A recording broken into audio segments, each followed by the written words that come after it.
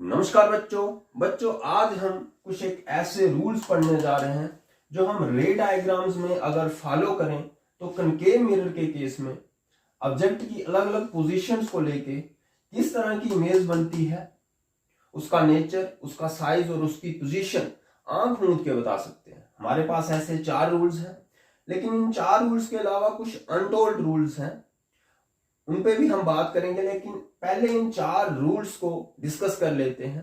हमारा सबसे पहला रूल बहुत आसान है। कोई भी ऐसी रे ऑफ लाइट जो ऑब्जेक्ट से प्रिंसिपल एक्सिस की पैरेलल डायरेक्शन में मिरर के ऊपर स्ट्राइक करती है, वो रिफ्लेक्शन के बाद फोकस से गुजरती है। अब पहले रूल के बिल्कुल अपोजिट हमारा दूसरा रूल है जो कहता है एक ऐसी रे ऑफ लाइट जो मिरर के ऊपर फोकस से होते हुए इंसिडेंट करती है, वो रिफ्लेक्शन के बाद पैरेलल टू प्रिंसिपल एक्सिस वापस जाती है। तो रूल फर्स्ट और रूल 2 एक दूसरे के अपोजिट है। और रूल 3 बिल्कुल आसान है। ऑब्जेक्ट से कोई एक ऐसी रे ऑफ लाइट जो सेंटर ऑफ कर्वेचर से होते हुए, ये सेंटर ऑफ कर्वेचर है, सेंटर ऑफ कर्वेचर से होते हुए मिरर के ऊपर स्ट्राइक करे, इंसिडेंट करे, ऐसी रे अपना पाथ रिट्रेस करती है, जो वापस उसी रास्ते से जाती है। और हमारा जो चौथा रूल है वो ये है कि एक ऐसी रे ऑफ लाइट जो पोल के ऊपर ओब्लिकली फॉल करे, वो रिफ्लेक्शन के बाद एक ऐसा पाथ फॉलो करेगी कि जो हमारा एंगल आई है वो हमेशा एंगल आर के बराबर रहेगा। यहाँ पे एंगल आई प्रिंसिपल एक्सिस और इंसिडेंट रे के बीच का एंगल है, ये एंगल आई है।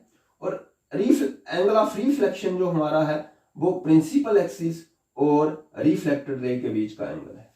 तो ये हमारे 4 रूल हैं, जिनमें से कोई भी 2 रूल फॉलो करें आप रे डायग्राम में, तो कनकेव मिरर के केस में ऑब्जेक्ट की अलग अलग पोजीशंस को लेके किस तरह की इमेज बनती है, बिल्कुल आंख मूंद के बिना किसी दिक्कत के आप ट्रेस कर सकते हो।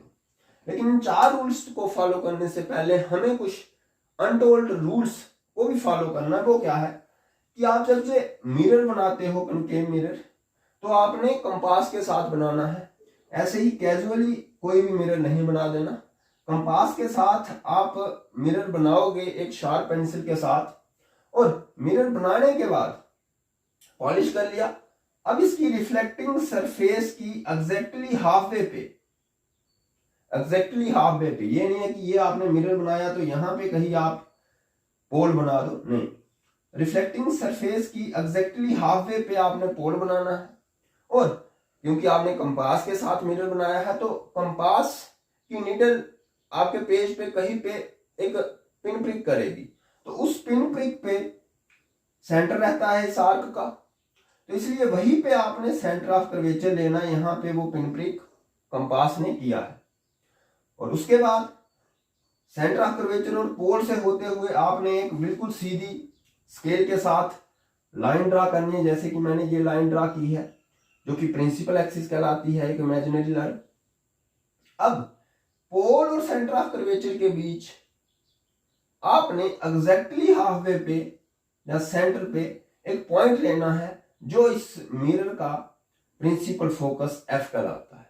और ये पॉइंट भी आपने एग्जैक्टली हाफ वे पे स्केल के साथ मेजर करके लेना है। अगर पोल से एफ तक की दूरी 2 सेंटीमीटर है, तो एफ से सी तक की दूरी भी 2 सेंटीमीटर होनी चाहिए।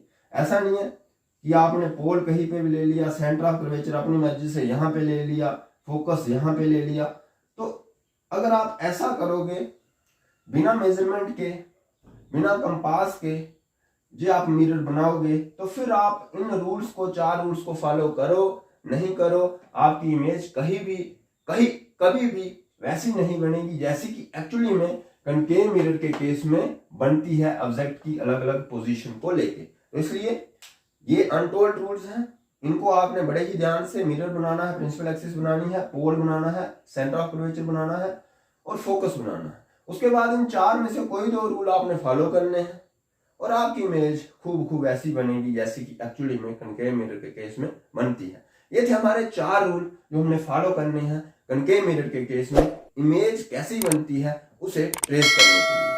आशा है आपको कोई भी डाउट्स नहीं रहे होंगे। अब दीजिए इजाजत, शुक्रिया, टेक केयर, बाय बाय।